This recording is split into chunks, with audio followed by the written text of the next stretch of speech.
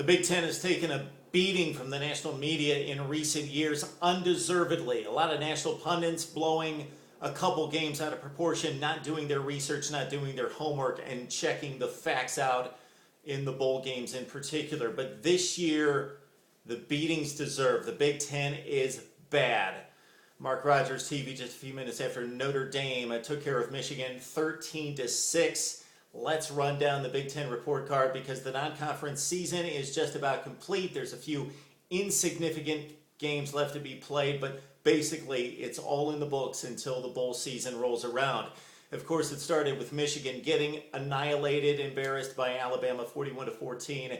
The Wolverines, 8th ranked in the country to start things off. They're 2-2. Of course, the wins over UMass and Air Force, they were not impressive. And Michigan, again, dominated at the line of scrimmage tonight. Denard Robinson ran into a front seven in Notre Dame that was just as fast and physical as him. And Michigan had no answers, losing 13-6. Robinson, just not a good quarterback against a good defense. He can't make the throws. He threw 4 picks, and Michigan, again, loses 13-6. The Wolverines, 8th ranked in the country in the preseason, not that good. Let's look at the rest of that division. Michigan State, I still believe, is the best team in the conference, but what does that really mean at this point? Michigan State led Eastern Michigan just 9-7 in the fourth quarter today. They did pull away and won that game 23-7, but we saw what Michigan State did in their marquee matchup with Notre Dame last week, scoring all of 3 points. Michigan State's got a great defense, even on a national scale, but the offense has all sorts of problems, especially in the passing game with young Andrew Maxwell at quarterback. So Michigan State lost that game. They did win the one conference matchup against a ranked team against Boise State. The Big Ten 1-5 against ranked teams, 6-9 against the other BCS conferences, and most of those wins, the other 5, against teams like Syracuse in particular, Vanderbilt, Boston College, and the like. So Michigan State probably the best in the Big Ten, but what does that really say at this point? Nebraska had one big showdown. That was at UCLA. They came up short. The Huskers did, as the Bruins ran all over them for over 600 yards in total offense. You look at Iowa. They lost another embarrassing game today in losing to Central Michigan on a last-second field goal. Iowa lost their rivalry game with Iowa State. They almost lost to Northern Illinois, squeaked by Northern Illinois by 1 point. Iowa, again, 19-2 against MAC schools coming in, had beaten Central Michigan on the scoreboard 90-21 in 2 previous meetings, but this shows you that the Big Ten has dropped back. Iowa loses today. They're 2-2 in non-conference play, as the Big Ten is just 7-2 against the MAC with some close wins. Like Minnesota. Minnesota's beaten Central Michigan by 5. An overtime win over UNLV, and we've got to give it up for Minnesota. At least they've won the games. They're 4-0. Winning over a BCS conference team finally tonight and defeating Syracuse 17-10. Northwestern, they've probably had the most impressive showing of any Big Ten team. They ran through Boston College, Vanderbilt of the SEC, and also Syracuse themselves. So Northwestern's 4-0 as well.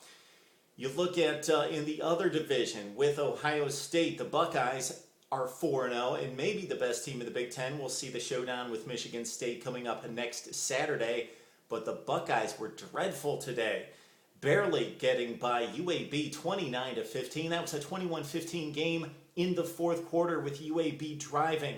The Buckeyes defense has not gotten together. They don't have a playmaker outside of Braxton Miller on offense. So the Buckeyes, how good can we say they are? And they won't even have the opportunity to play a bowl game against a non-conference foe at the end of the season to really see how they are on a national scale as well. Of course, Wisconsin's been a huge disappointment.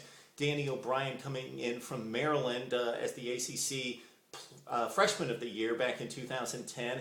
Danny O'Brien benched in favor of a freshman, Joel Stave, who played a decent game against UTEP today in the Badgers' win. But the Badgers at 3-1 could be much worse. They got dominated by Oregon State.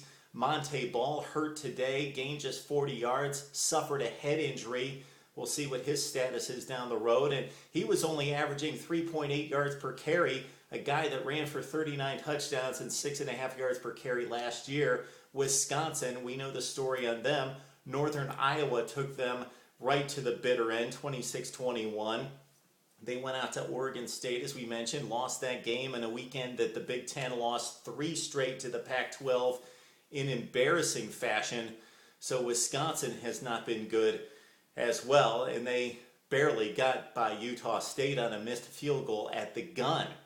Purdue is mopped up on some inferior competition. Their one showdown with Notre Dame, Purdue looked good. They played really well, should have won the game.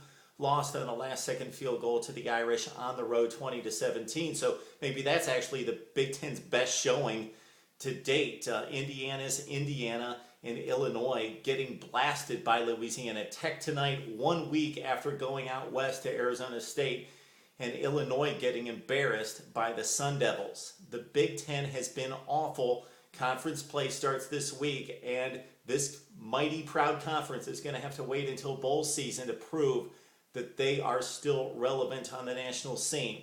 I expected more out of the Big Ten this season, especially considering what we saw out of teams like Michigan State last season and Wisconsin playing well despite losing a close Rose Bowl against the top 5 Oregon team last year.